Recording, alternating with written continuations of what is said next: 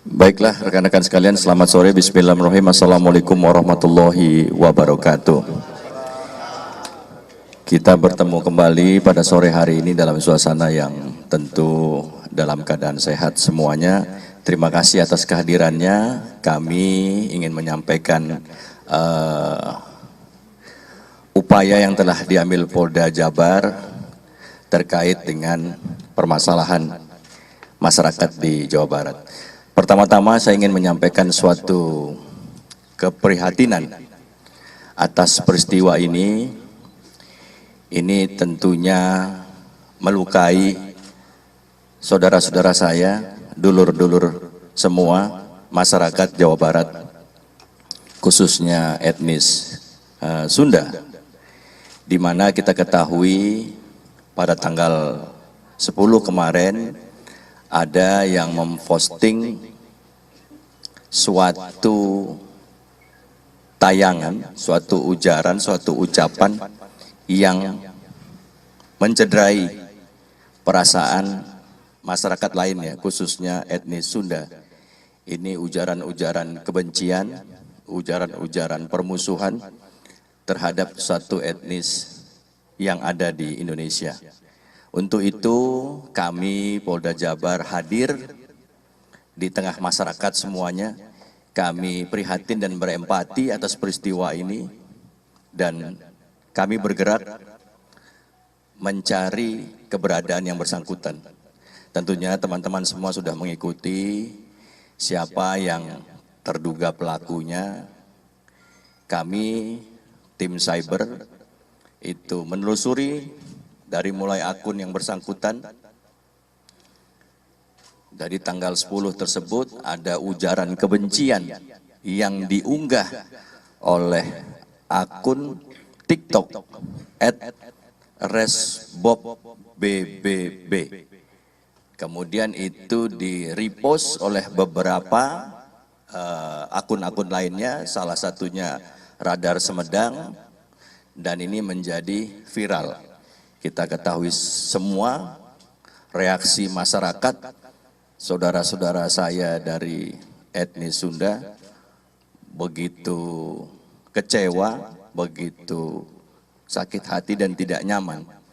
Untuk itu kami hadir, Kepolisian Daerah Jawa Barat, dengan menugaskan teman-teman dari Direktorat Cyber Polda Jabar. Kita bergerak menelusuri keberadaan akun tersebut, milik siapa dan sebagainya. Kita ketahui kemudian itu miliknya Resbob. Kita ikuti jejaknya, yang bersangkutan ini berpindah-pindah. Kita ikuti sampai ke Jawa Timur, Surabaya, berpindah kembali ke Jawa Tengah, Semarang, dan akhirnya kemarin 2 hari yang lalu kita dapat menemukan keberadaannya di Ungaran, Jawa Tengah, Semarang. Kami tentunya melakukan upaya paksa ini dengan telah memiliki beberapa bukti yang kuat, alat bukti yang cukup untuk melakukan upaya hukum, yaitu penangkapan. Kami bawa dari Semarang menuju Jakarta dan diteruskan ke Polda Jabar, dan hari ini kita rilis bersama.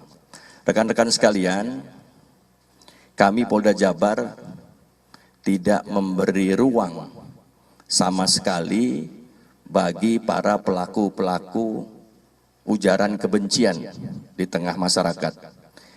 Ini sebuah perbuatan yang tidak mencerminkan rasa persaudaraan dan menyakiti orang lain.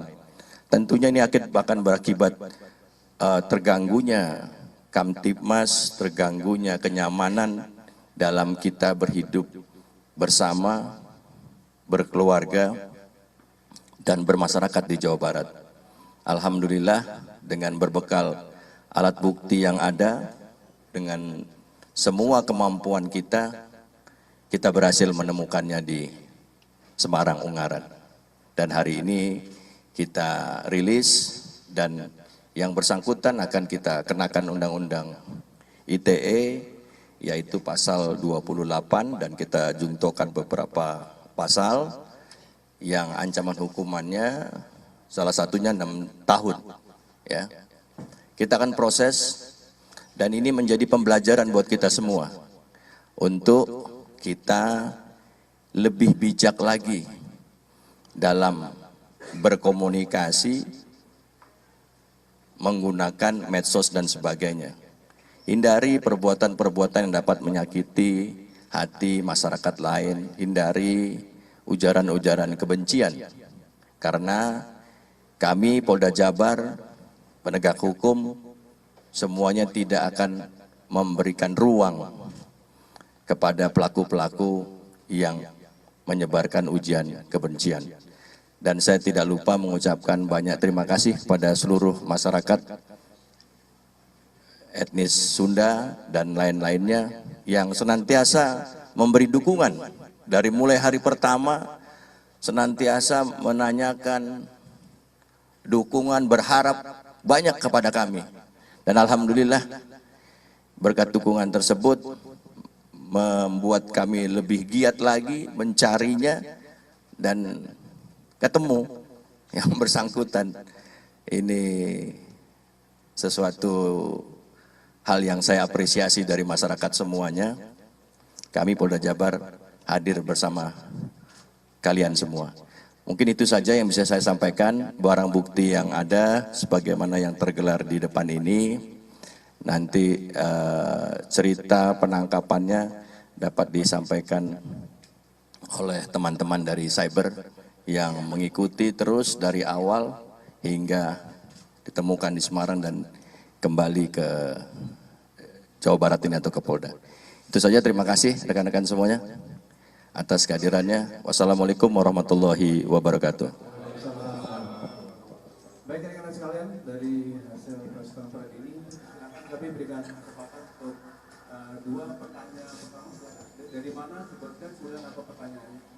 Satu lagi ada lagi? Ya. Disebutkan silakan pertama dulu. Pak, saya dari Putra dari Kompas.com Pak. Ya. Ini sudah resmi tersangka Pak. Terus yang keduanya mungkin apakah nanti penahanannya akan di Jawa Barat atau di mana Pak? Nanti kita tanya Pak. Terima kasih. Yang pertama Putra dari Kompas.com. Kemudian dari Meni dari Trans TV. Ya. Izin pertanyaan pertama soal tadi detail beberapa junto pasalnya. Kemudian sama apa sudah ada yang menjenguk Facebook? Karena sebelum ini kan Iko juga kasus ya. Dan ibunya pun datang sampai sujud-sujud. Sekarang ada nggak yang jenguk dia? Atau full sendirian? Terima kasih Pak.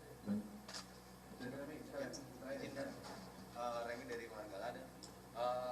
Apakah dari hanya satu tersangka saja atau ada tersangka lain yang memposting atau mengambil gambar saat Facebook berucap ujaran kebencian terhadap suku Sunda? Terima kasih.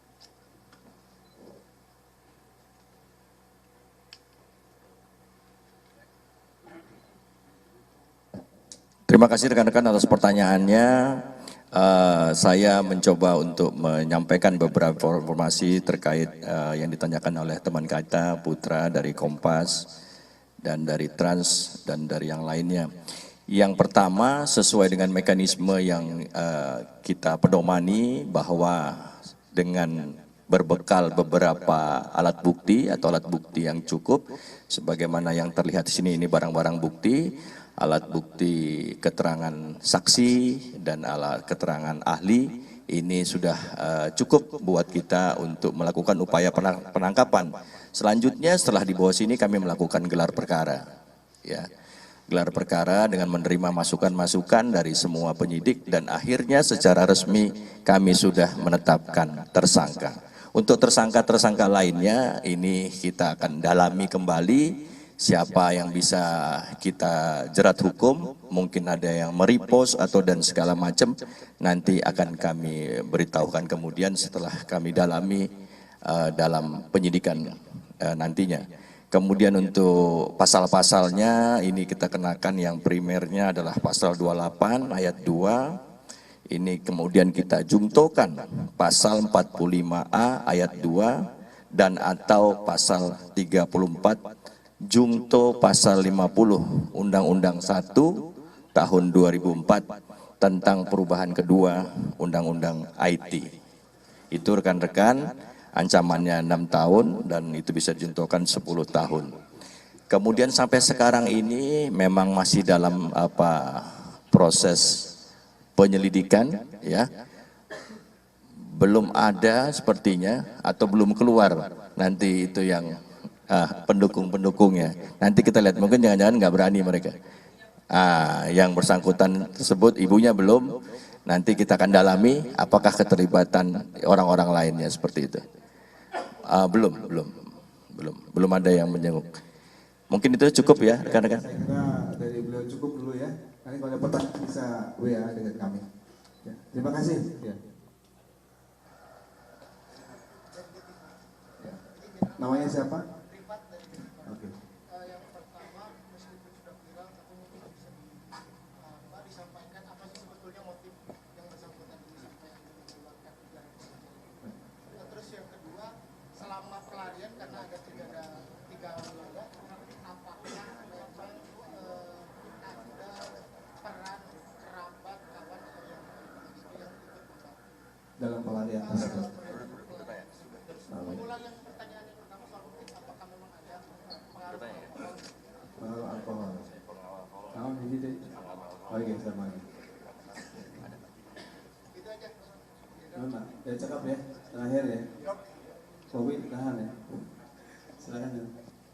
Cekap ya, Rival dari Detik, terima kasih atas pertanyaannya. Mungkin semua sudah mengetahui apa yang menjadi pekerjaan daripada yang bersangkutan yang kita tersangkakan hari ini. Resbob ini adalah seorang live streamer ya. Kita ketahui bahwa dari kegiatan tayangan-tayangan ini mendulang saweran, ya, mendulang saweran sejumlah uang. Ini dari hasil pemeriksaan yang menjadi motivasinya melakukan ujaran kebencian. Dari ujaran yang cukup heboh, saya meyakini bahwa Resmob ini sudah mengetahui ini bakal viral. Dengan viral tersebut maka viewernya akan banyak, yang nyawer banyak, dan tentunya dapat keuntungan. Oleh sebab itu maka pasal-pasal yang tadi kita sebutkan itu sudah sangat memenuhi unsur bahwa dia mentransmisikan tadi tayangan itu dan mendapat keuntungan. Itu rekan-rekan sekalian. Cukup ya. Baik, terima kasih rekan-rekan semuanya atas hadirannya dan kita akan menyaksikan